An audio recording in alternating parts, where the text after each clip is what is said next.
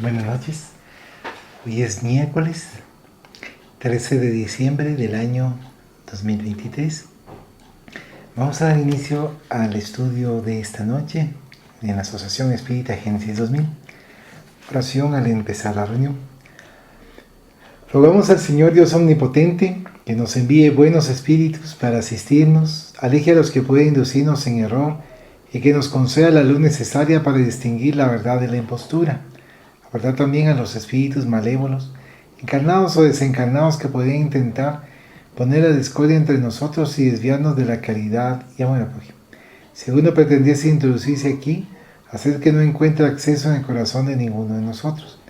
Buenos espíritus que os dignáis venir a instruirnos, hacednos dóciles a vuestros consejos, apartándonos de todo pensamiento de egoísmo, de orgullo, de envidia y de celos, inspirándonos indulgencia y benevolencia para nuestros semejantes, presentes y ausentes, amigos y enemigos. Haced, en fin, que en los sentimientos de que nos sintamos animados reconozcamos vuestra saludable influencia. Dad a los médiums a quienes encarguéis de transmitirnos vuestras enseñanzas la conciencia de la santidad del mandato que les ha sido confiado, de la gravedad del acto que van a cumplir, con el fin de que tengan el fervor y el recogimiento necesario. Si en la asamblea se encontrasen personas que fuesen atraídas por otro sentimiento que no sea el del bien, abrir sus ojos a la luz y perdonarles así como nosotros les perdonamos, si vinieren con malas intenciones. Rogamos especialmente al Espíritu de Genaro Valladolid, nuestro guía espiritual, que nos asista y vele sobre nosotros. Que así sea. Hemos estado estudiando el libro Volví, Comunicaciones, que fue psicografiado por Francisco Cándido Javier y editado por nuestro hermano Jacob. Vamos a continuar con la página 63, en donde nos indica el aviso de Becerra como subtítulo. Preparado ya cuanto era posible, Becerra hizo uso de la palabra para aconsejarnos y darnos a conocer los peligros del camino. No puedo reproducir sus observaciones al pie de la letra, pero el gran bienhechor anunció que nos esperaban sorpresas dolorosas si no sabíamos mantener nuestra serenidad en el vuelo. Con excepción de la hermana que se nos había reunido últimamente, no teníamos el poder de irradiación luminosa, condición de garantía para el éxito de la defensa contra cualquier ataque de la región tenebrosa. Casi todos los recién desencarnados estábamos desprevenidos en cuanto a semejante recurso, así como ajenos a la debida preparación interior. No obstante la amplitud de nuestra confianza en Dios, podíamos por tanto caer en afinidad con las fuerzas de la ignorancia, enemigas del bien. Nos conservábamos bajo la custodia de elevados bienhechores que se interesaban por nosotros y por nuestros destinos, si bien es verdad que habíamos manifestado cierto esfuerzo en el servicio de la creencia religiosa, habíamos sido más apasionados por la idea elevada que realizadores de ella en el mundo. Nos hallábamos ahora en un campo diferente de la materia, en donde solamente los conquistadores de sí mismos en el supremo bien al prójimo alcanzaban posición de altura y de dominio. Mientras nos hallábamos en el plano carnal, podíamos gastar la sagrada forma de la vida lisonjeando los placeres de la plenitud física, olvidando de ejercitar y desarrollar las energías internas. Aquí, sin embargo, éramos obligados a reajustar apresuradamente el caudal de nuestros recursos íntimos, centralizándolos en la sublimación de la vida, con vista al porvenir, si no queríamos dilatar la permanencia en los círculos inferiores, acentuando cualidades poco dignas. La jornada, pues, representaba la primera experiencia importante para nosotros, reclamando nuestra determinación de proseguir hacia lo alto con el máximo de desprendimiento de la vieja estrada de luchas que abandonábamos. De otro modo, probablemente seríamos alcanzados por vibraciones negativas que nos inclinarían al retorno. La advertencia de Becerra penetró profundamente en todos nosotros, adquiriendo plena noción de la gravedad de aquella hora. Observando que eran muchos los que permanecían como narcotizados, pregunté a Marta, discretamente, ¿cómo se comportarían ellos ante el severo aviso, informándome mi hija de que aquellos hermanos que se hallaban en traumatismo psíquico Despertarían dentro de breves instantes, tanto como les fuera posible, y que en el fondo cada cual registraba la advertencia a su modo, según les permitía la capacidad de comprensión, no obstante la situación de semi-inconsciencia en que se hallaban. Pretendía formular ligera pregunta sobre la irradiación luminosa a que Becerra se había referido, pero Marta me pidió bondadosamente que dejase las preguntas para después. Subtítulo: La partida. Breves minutos más y ya nos hallábamos dispuestos. El hermano Andrade y Marta me sostenían con sus brazos, uno a cada lado. De igual modo, se habían formado otros grupos, los recién desencarnados, tal como me ocurría a mí. Iban amparados uno a uno por amigos espirituales, estimando yo que estos constituían las 2/3 partes de nuestra expedición.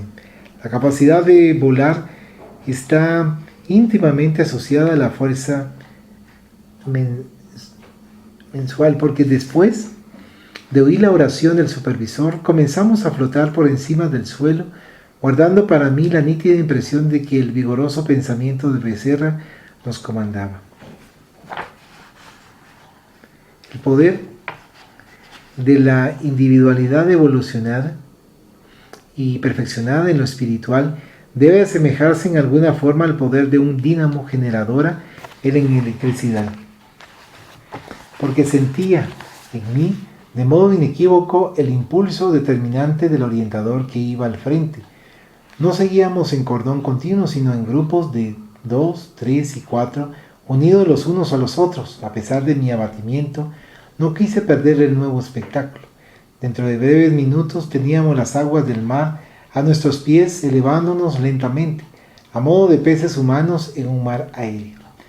Extraña observación, juzgué que podríamos continuar viendo los edificios, la arboleda, los ríos y el océano, aunque el vuelo era nocturno, como si contemplásemos el suelo desde la ventana de un avión común, pero la sombra abajo se hacía asustadoramente más densa.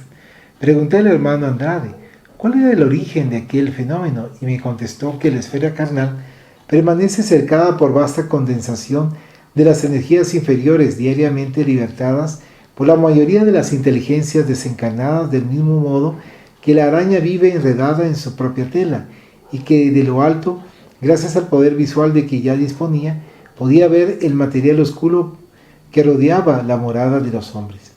Al preguntarle si acontecería lo mismo en el caso de que nuestro viaje se realizara durante el día, contestó: no. Tal como acontece a los hombres, a los animales y a los árboles, hay también un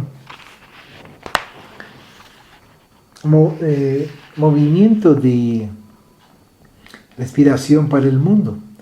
Durante el día, el hemisferio iluminado absorbe las energías positivas y fecundadas del sol que bombardea pacíficamente las creaciones de la naturaleza y del hombre, amoldándolas al bendito trabajo evolutivo.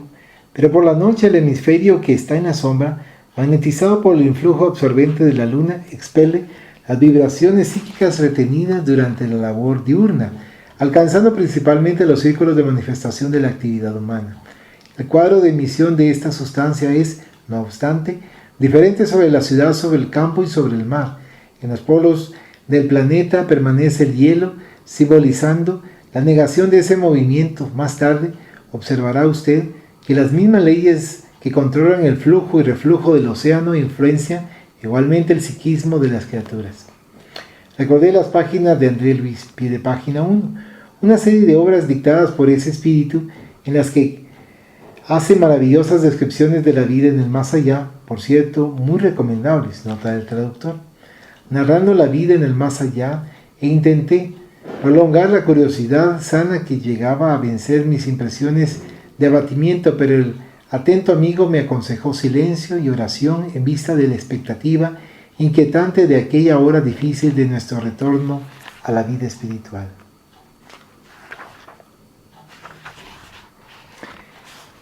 Capítulo 7. Incidente en el viaje. Si el hombre conociera la extensión de la vida que lo espera más allá de la muerte del cuerpo, seguramente seguiría otras normas de conducta en la tierra. No me refiero a los materialistas faltos de fe. Además, La mayoría de los ateos no pasan de ser criaturas espirituales necesitadas de protección y enseñanza. Me refiero principalmente a los que adoptan una creencia religiosa de labios para afuera, usando la palabra y las pasiones sin cultivar en lo íntimo las verdades renovadoras que sustentan.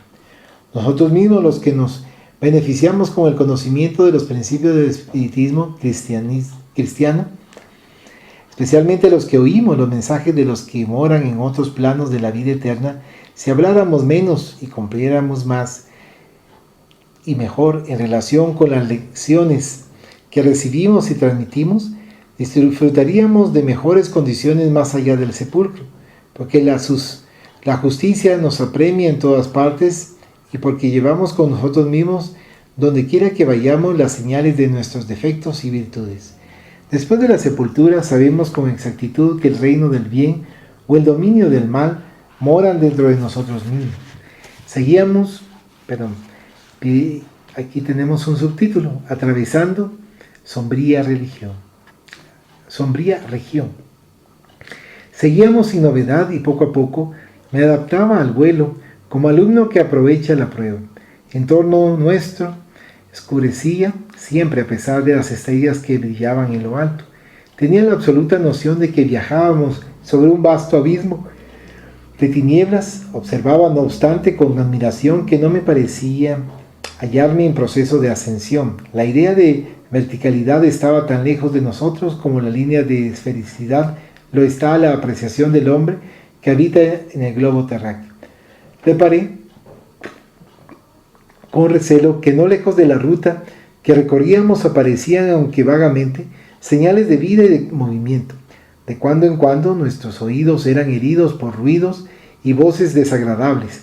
De espacio en espacio surgían a nuestra vista formas monstruosas y, por lo que me era dable percibir, flotaban sobre aquella región verdaderos volcanes cuyo suelo inestable ofrecía erupciones en los más diversos puntos. Lo que nos afligía verdaderamente era la contemplación de seres en lamentable aspecto más allá de los márgenes del camino. No estoy autorizado a describir lo que vi, pero puedo afirmar que las figuras más siniestras de la mitología son poca cosa ante aquella realidad que me sorprendía.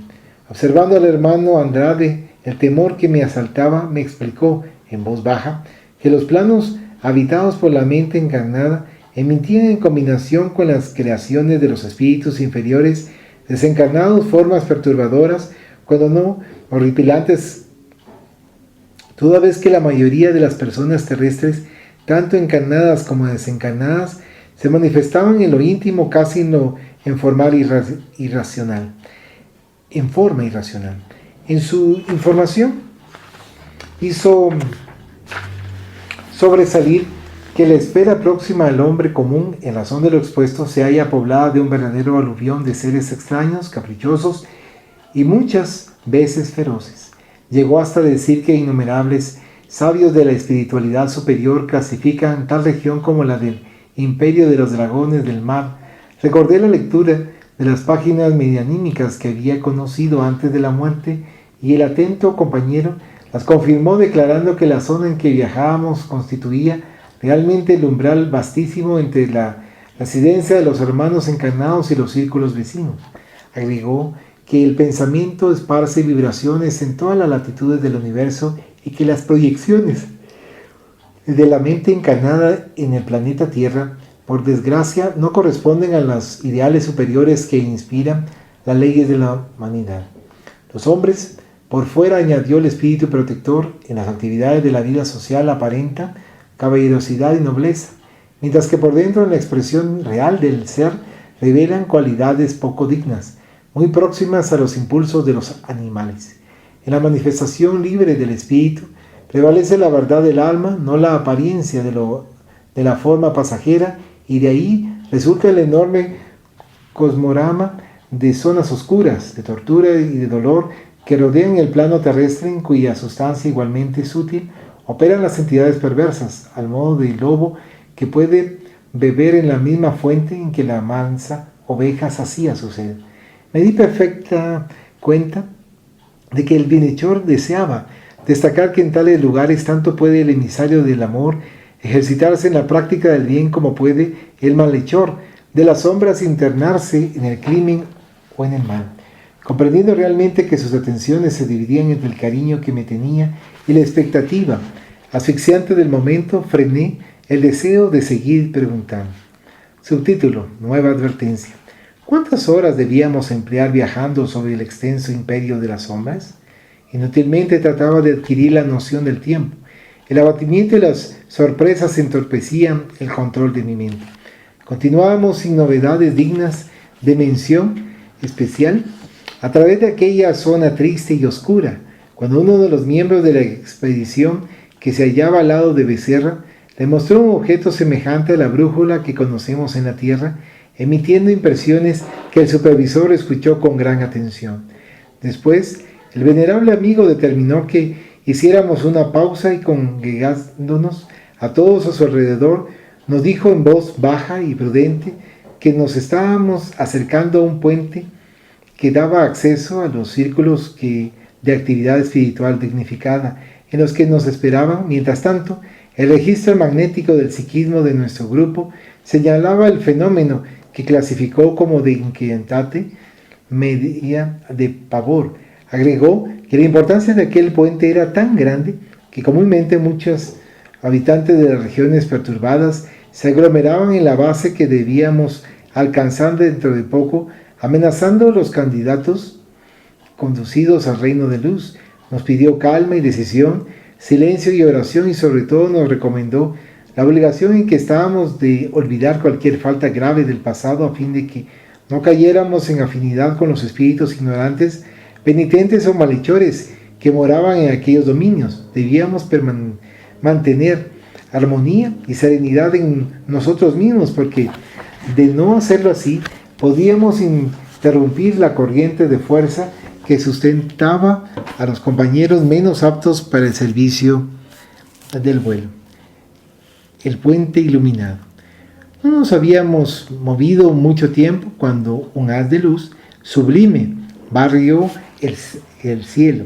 No lejos de allí, iluminando un puente cuya extensión no pude de momento precisar, tan hermosa y sorprendente fue la revelación del próximo horizonte que muchos no pudimos reprimir el llanto.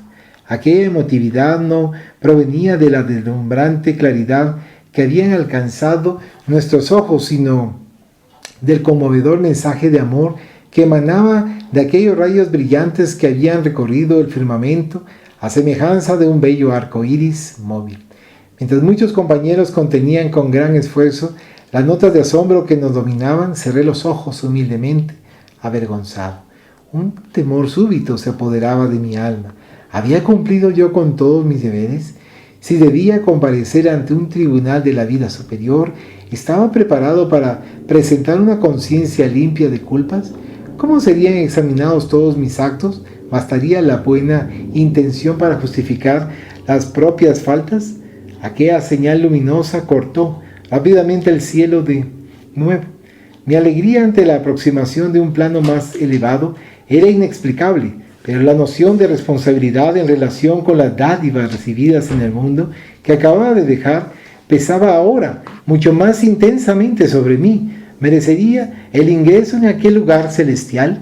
Copiosas lágrimas corrían por mi rostro cuando el grupo se paró.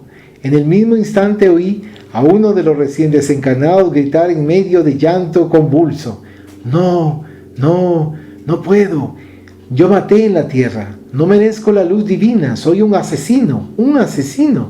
Aquellos gritos resonaran lúgubremente, adentrándose en aquellas sombras en las que todavía nos hallábamos. Otras voces horribles respondieron: Vigilemos el puente. Los asesinos no pasan. Me pareció que multitud de fieras se preparaba para asaltarnos. A corta distancia, la resplandeciente proyección del invisible faro alumbraba el camino como si fuera movido en cámara lenta. Entre nosotros surgían las emociones y las lágrimas rodeando a un compañero en crisis.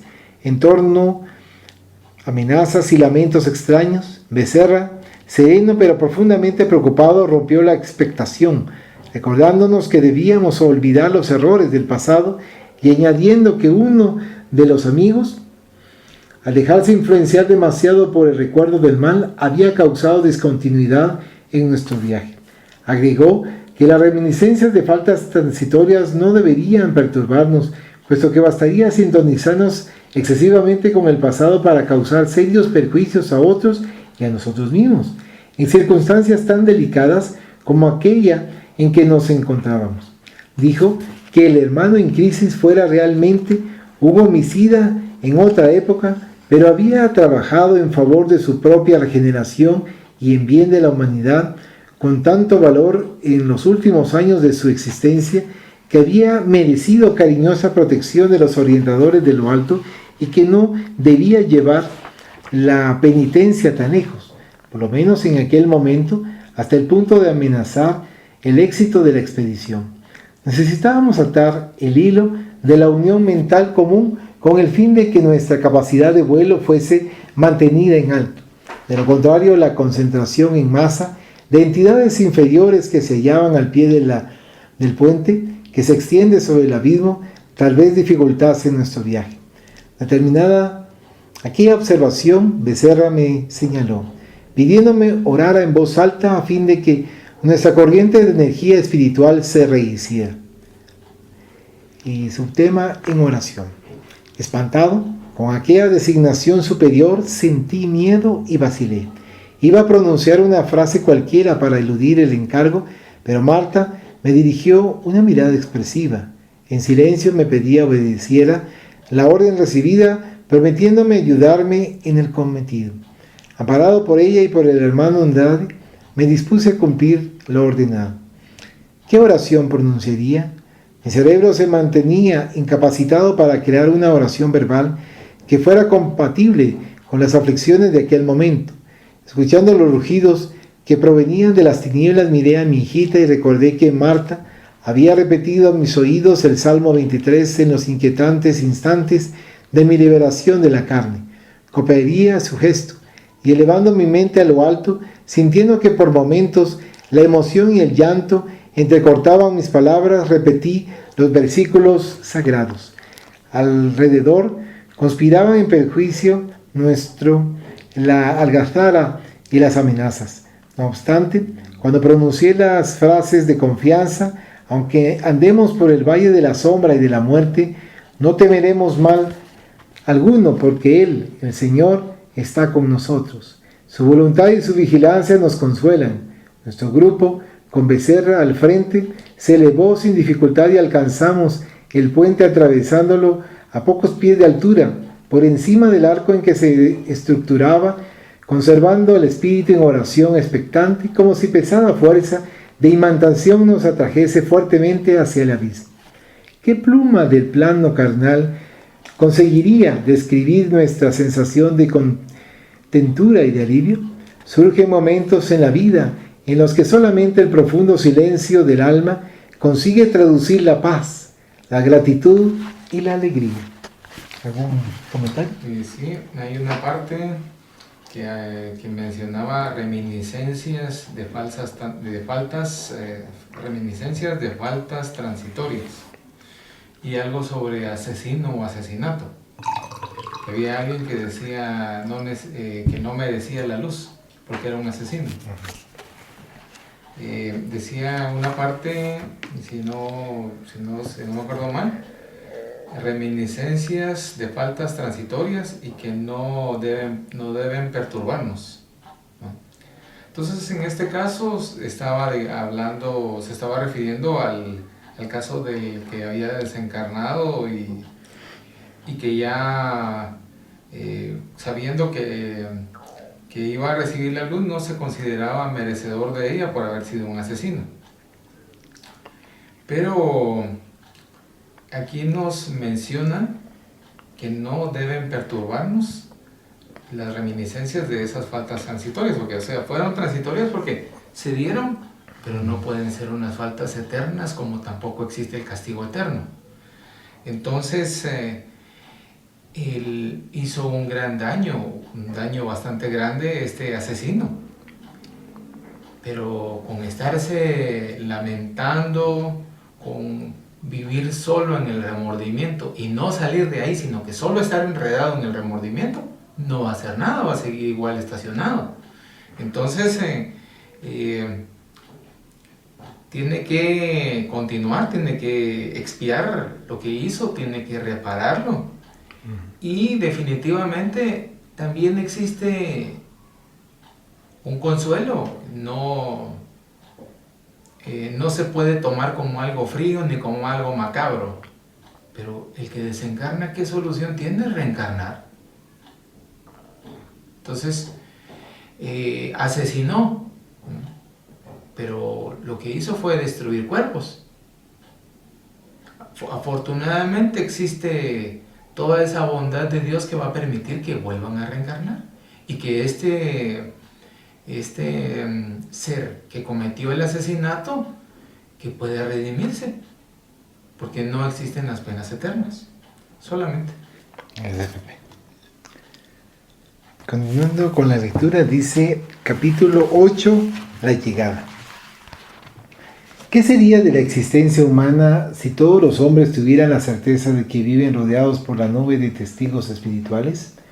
¿Cómo actuaría la criatura en la vida doméstica y en el círculo social si estuviese convencida de que amigos y seres afectivos la esperan en otro hogar, viajero inseguro?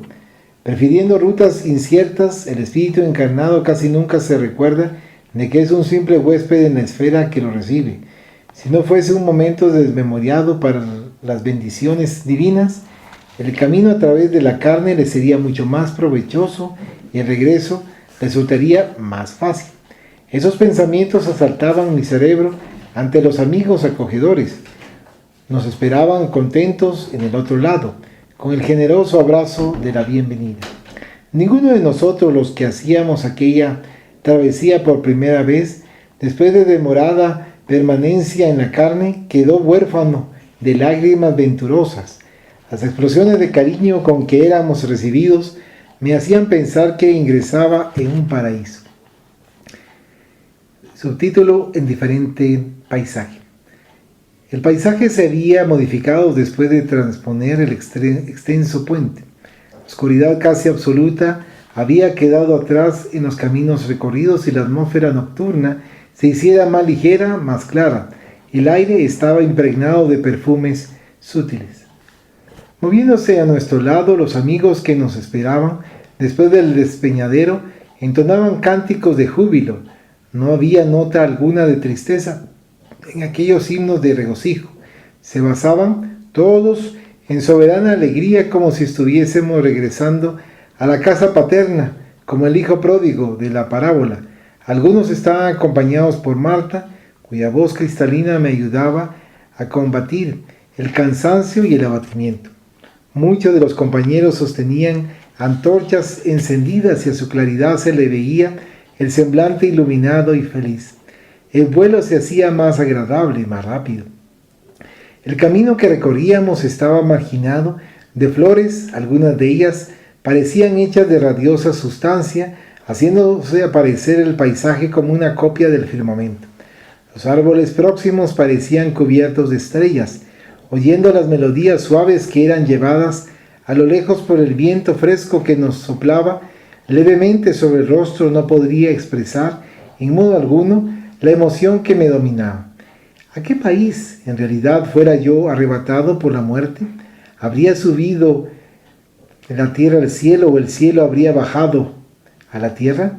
En verdad, un insoportable deseo de dormir amplía y despreocupadamente esclarizaba mis sentidos. Las aflicciones de naturaleza física habían terminado, mas cierta fatiga sin dolor me dominaba enteramente.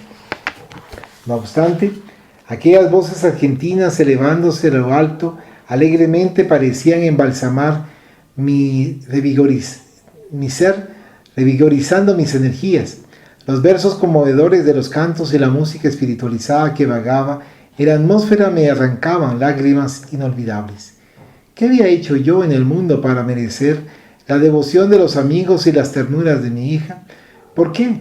No me había recordado con mayor frecuencia en la tierra de que retornaría al hogar espiritual. Había pensado en la muerte, la esperara con serenidad y providenciara cuanto juzgara justo para cuanto mi cuerpo exhausto bajar al sepulcro, pero no había supuesto que la vida aquí fuera tan natural. Si lo hubiera sabido antes, me hubiera preocupado en sembrar el bien y la luz más intensamente en la causa que abrazamos. Encuentro emocionante como subtítulo. Meditando en las festividades cristianas de los tiempos del Evangelio, noté que un celeste bando de aves luminosas surgía a lo lejos volando a nuestro encuentro. ¿Qué pájaros serían aquellos? Había leído en varios dictados medianímicos informes sobre la existencia de aves diferentes a las nuestras, existentes en las esferas cercanas al plano físico. Pero eran tan bellos aquellos seres alados que se revelaban a mis ojos, que no dudé en preguntar al hermano Andrade sobre su procedencia. Ante mi interpelación no ocultó la risa afable y aclaró: no son aves, son criaturas. Tengo información de que vienen al encuentro de la hermana M, y designó la profesora cuyo cuerpo espiritual se caracterizaba por hermosas radiaciones de luz. Con la mayor atención continuó diciendo: algunos de estos espíritus infantiles recibieran de ella el sublime calor de la maternidad. Casi al mismo instante se particularizaba aquella asamblea de niños, bajo la admiración de todos que habíamos interrumpido la marcha, conmovidos, nos alcanzaran cantando un maravilloso himno de glorificación a la tarea santificadora de la maternidad espiritual que las educadoras humildes, muchas veces abnegadas y anónimas, abrazan en la tierra. Los pequeñitos la rodeaban felices, y uno de ellos, que había sido tierno hijo suyo en el mundo, se abrazó a su cuello gritando: ¡Mamá! ¡Mamá! Observé que la aventurosa mujer, dominada por emotividad interior, se hiciera más radiante y más bella, pareciéndome que tenía una estrella incrustada en el corazón. Eran tan profundos los sentimientos que envolvían su alma que se prosternó de rodillas sollozando. El espíritu de una pequeña niña de ojos brillantes y aureolada de luz le comunicó que otra escuela, mucho más linda, la esperaba en una región celestial. ¿Cómo no llorar todos ante aquellas manifestaciones de ternura? Despidiéndose dichosa, rodeada por las criaturas que le fueran tan amadas, oró en medio de lágrimas abundantes, emocionando nuestros corazones. Inmediatamente la vimos tomar rumbo diferente, amparada por los amigos que la seguían desde el principio y por los pequeños y tiernos espíritus en un grupo iluminado y maravilloso que se remontó rápidamente hacia una ignota región de la patria infinita. Subtítulo: Viejos amigos. Nuestro grupo seguía volando. La luz que de vez en cuando barría al cielo, lenta y sublime en forma de abanico, parecía más próxima. Comenzamos a divisar encantadoras y espaciosas viviendas. De distancia en distancia comparecían pequeñas comisiones que venían al encuentro de sus amigos. Los abrazos fraternales se distribuían a cada momento, pero ninguna otra despedida llegó a asemejarse a aquella de la profesora desconocida llena de devoción. Proseguíamos ya en reducido número cuando de un grupo de 4 personas que nos alcanzó fue pronunciado mi nombre en alta voz: ¡Jacobo! ¡Jacobo!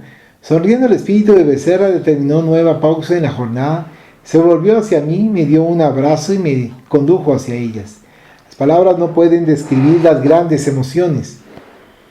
Sorprendido, lleno de júbilo, conteniendo malamente el llanto y la emotividad, di un grito de alegría.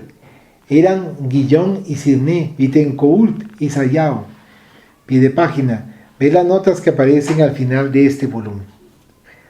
Me abrazaron efusivamente y por las miradas graves y afectuosas que me dirigían, demostraban saber cuánto pasaba por mi alma. Me sentí en la situación del viajero que vuelve de lejos, con la bolsa llena de novedades. No obstante la debilidad que me afligía, hubiera empleado horas y horas dándoles noticias de los compañeros que aún quedaban en la tierra, como trabajadores de la retaguardia. Pero ellos no parecían muy interesados en recibir mis informaciones. Habló Cirné bondadosamente de las dificultades que sufrimos al desencarnar.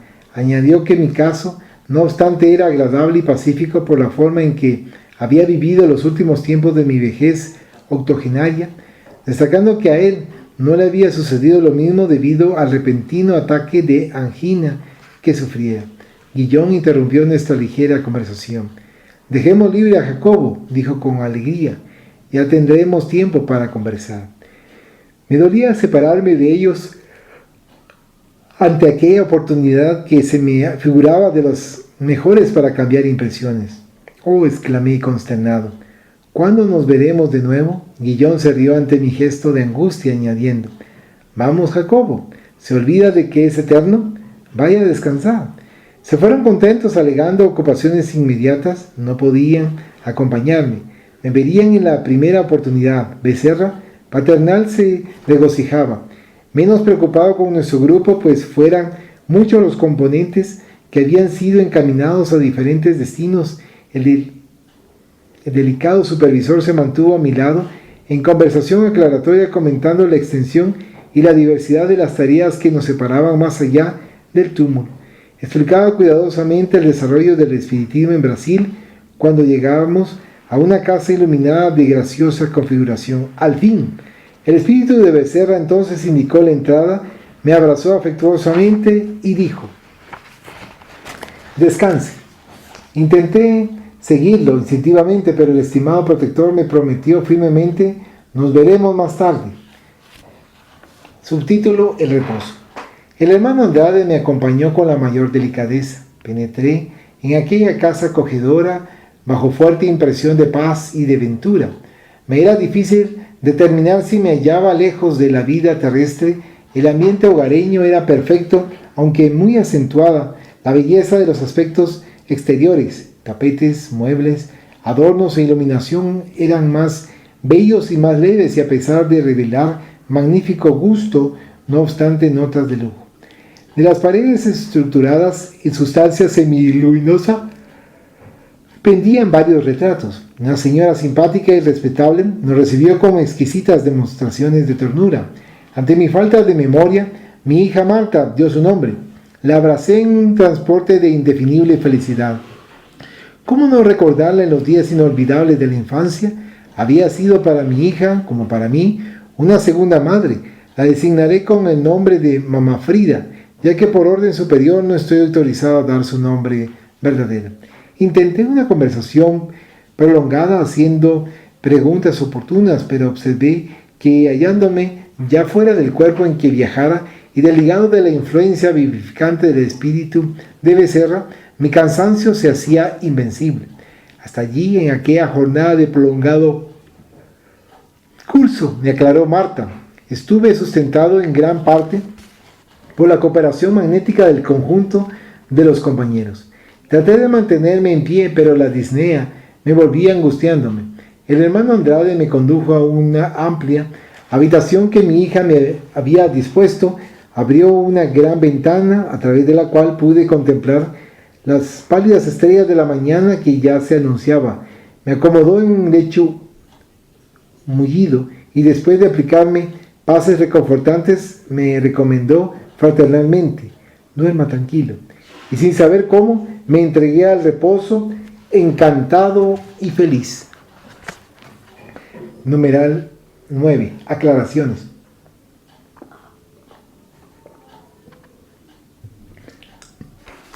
Despertando del extraño sopor en el que me sumergiera, no podría precisar cuánto tiempo reposé. No calificaría como sueño común aquel estado en que me permaneciera inmovilizado. Se trataba de un reposo desconocido para mí todavía. Mi cuerpo espiritual se hallaba postrado en un lecho acogedor. No obstante, me hallaba en una atmósfera reveladora y sorprendente. Las imágenes no vagaban imprecisas como acontece en el sueño corriente, en el que la persona terminado el sueño es incapaz de obtener de la memoria relaciones precisas. Los cuadros que se habían sucedido unos a otros, claros y firmes, permanecían ampliamente fijados en mi recordación. Me vi de niño en la tierra en que nací y recordé mi peregrinación desde el viejo mundo hacia la América, con una riqueza de particularidades que me espantaba, tal como si se tratara de acontecimientos sucedidos en la víspera. Reviví en aquella maravillosa e inexplicable regresión de la mente, afectos preciosos y abracé a mis padres viajando a través de lugares desconocidos. Subtítulo reanimado. Al despertar, encontré al hermano Andrade junto a mí. Estimo que me había aplicado recursos fluídicos que vigorizaron mis energías. No me hallaba repuesto del todo. Mientras tanto, qué alegre sensación de ligereza experimentaba ahora. Me sentía rejuvenecido, optimista y contento. Marta unió sus votos de felicidad al estimado bienhechor que me prestaba su asistencia. Al poco tiempo noté admirado que sentía necesidad de alimentarme. No experimentaba la aflicción de los estómagos hambrientos en la esfera carnal, sentía así determinada debilidad que sabía de antemano habría de desaparecer al ingerir alguna sustancia líquida. Mi hija comprendió lo que me estaba sucediendo, porque pasados algunos instantes me trajo un pequeño recipiente con ciertos jugos de plantas de mi nueva morada. Lo tomé con alguna dificultad, encontrándolo de delicioso sabor. Mi debilidad se dio como por encanto, me encontré de buen ánimo para hacer preguntas. No ignoraba que al levantarme para contemplar el hermoso día que resplandecía allá afuera, me esperaba otra vida intensa y diferente. Interrogaciones inevitables me martillaban en el cerebro y juzgué oportuno valerme del favor del hermano Andrade para formularlas sin demora. Lo consulté sobre las posibilidades de solicitar las aclaraciones que yo deseaba y de buen grado se puso a mi disposición para corresponder a las que fueran necesarias. Y su título, El reposo más allá de la muerte. Le conté que al descansar no tuviera la impresión de haber dormido como me sucedía mientras disponía del cuerpo carnal. Había permanecido bajo una curiosa posición psíquica durante la cual estuviera viajando lejos, contemplando personas y paisajes diversos. Suponía por tanto no haber dormido propiamente dicho. Me escuchó con atención explicándome que el reposo para los desencarnados varía hasta el infinito. El espíritu, ligado en demasía a los intereses humanos, siente la necesidad de sumergirse ampliamente en la inconsciencia casi total. Después de la muerte, la falta de motivos nobles en los impulsos de la individualidad establece profunda incomprensión en el alma, liberta de las redes fisiológicas y se comporta ante la grandeza de la espiritualidad superior. En igual forma que lo haría un salvaje recientemente salido de la floresta ante una asamblea de inteligencias consagradas a las realizaciones artísticas. Casi nada entendería de lo que ve y de lo que oye, demostrando la necesidad de un rápido regreso a la tribu de la cual, del mismo modo, se desligara vagamente para adaptarse a la civilización. En igual forma, los criminales y los viciosos de todas clases, con el espíritu encarcelado en las gradas de las propias obras esclavizadoras, no encuentran placer en las indagaciones espirituales de naturaleza elevada, reclamando la inmersión en los fluidos pesados de la lucha expiatoria en la que el dolor sistemático va trabajando el alma como un buril milagroso embellece la piedra. Para las entidades de esa naturaleza se impone un sopor casi absoluto inmediatamente después de la muerte ante la falta de llamadas ennoblecedoras en la conciencia primitiva o delincuente. Terminada la lucha terrena, entra en el periodo de sueño pacífico o de pesadilla torturante, conforme a la posición en que se sitúan, cuyo periodo varía de acuerdo con el cuadro general de probabilidad de resurgimiento moral o más aflictiva caída que los interesados presentan. Terminada esta etapa, que podemos denominar de hibernación de la conciencia, los desencarnados de ese tipo son reconducidos a la carne o recogidos en establecimientos educacionales en los círculos inferiores para el aprovechamiento de sus posibilidades en el servicio noble, no obstante ser orden primario. No ocurre lo mismo con el espíritu de tipo medio de regular cultura filosófico-religiosa y sin compromisos oscuros en experiencia material. Cuanto mayor sea el esfuerzo de las almas de esa naturaleza por atender los designios divinos en el campo físico, más amplia es la lucidez a que se hacen acreedores en las esferas del más allá. Mientras la mente de las primeras se ve impelida al fondo de los abismos de las impresiones humanas, a las cuales se adhieren como las ostras a su propia cubierta, la mente de las Segundas, trata de elevarse en proporción a la que le permitan sus fuerzas y conocimientos. El descanso, pues, más allá de la muerte, para las criaturas de condición más elevada, deja así de ser inmersión mental en las zonas oscuras del mundo para hacer vuelos de ascenso a los dominios superiores de la vida. Finalizando la respuesta, el hermano Andrade aseguró que ciertas individualidades, no obstante hallarse exhaustas en el supremo instante del trance final, se libertan de la materia grosera y se sitúan en el camino de esferas divinizadas con absoluta lucidez y sin necesidad de cualquier reposo tonificante, como consecuencia del nivel de sublimación espiritual que ya alcanzaron. ¿Un comentario? Hay una parte donde habla del reposo más allá de la muerte. Y también que varía hasta el infinito, dependiendo de la evolución y considero que también de las deudas que se puedan tener, si es que eso está pesando bastante. Había una parte que hablaba también sobre la hibernación de la conciencia cuando se estaba refiriendo, no me acuerdo si era criminales, delincuentes, porque no les dejaba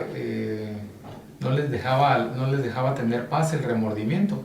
Entonces necesitaban, como parte de su proceso de haber desencarnado, una hibernación de la conciencia para poder continuar con su estabilización y salir de ese proceso de turbación en el que están. Eso me hace recordar también el hospital el hospital que salía en la película Nuestro Hogar, donde cuando llegó André Luis estaba en una situación como que estuviera dormido, pero era una hibernación de la conciencia. Entonces, ya cuando él estuvo mejor, ya no tuvo que estar tanto tiempo en esa situación de reposo. Estuvo ayudando en un hospital y ahí habían varios que cuando llegaban para ser tratados, para ser ayudados, estaban en ese proceso de la hibernación de la conciencia. Ahora el caso, ya digamos, de espíritus más evolucionados, eso sí no tengo idea yo de cómo pueda influir esto del reposo, solamente. Muchas gracias. Vamos a finalizar con la oración. Agradecemos a los buenos espíritus que han querido venir a comunicarse con nosotros y le rogamos que nos ayuden a poner en práctica las instrucciones que nos han dado y que hagan que al salir de aquí cada uno de nosotros se sienta fortificado en la práctica del bien y del amor al prójimo.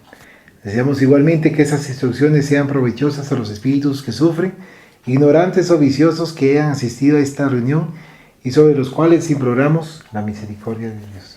Que así sea.